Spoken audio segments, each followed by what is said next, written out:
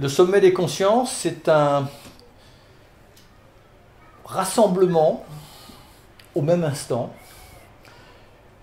de plusieurs dizaines de hautes autorités morales, religieuses, spirituelles à Paris.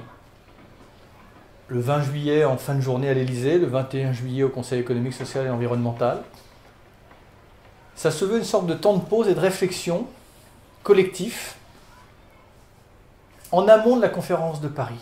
Un moment où l'humanité aura à partager, je l'espère, une vision, une ambition, pour peut-être écrire un nouveau chapitre de l'aventure humaine. Pourquoi ce temps de pause? Parce que c'est important que ceux qui peuvent un peu élever la réflexion, faire en sorte qu'on s'extrait simplement de la dimension technique, technologique, politique, économique, et qu'on apporte à un moment où on est dans une profonde crise probablement de civilisation ou systémique, une dimension un peu philosophique et spirituelle. Vous savez, on est dans une époque particulière qui est caractérisée par une profusion de sciences, mais un déficit de conscience.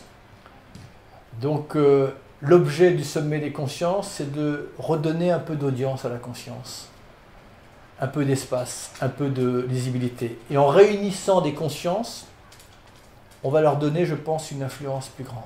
L'idée, c'est d'apporter, voilà, une dimension supplémentaire à la réflexion.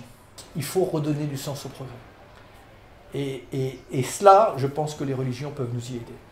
On a une critique à faire d'une société consumériste et matérialiste, dans laquelle les églises peuvent se reconnaître.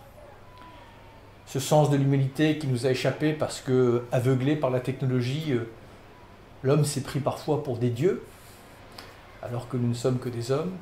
Voilà, je pense que c'est un exercice important. On a un rendez-vous critique avec nous-mêmes, et peut-être par vanité, parfois on va vouloir l'esquiver. Eh bien, ces voix, ces autorités, ces esprits-là peuvent nous ramener sur Terre. La planète peut se passer de l'humanité, l'humanité ne peut pas se passer de la planète. Qu'est-ce qu'il y a de plus important que de ne pas trahir nos enfants ?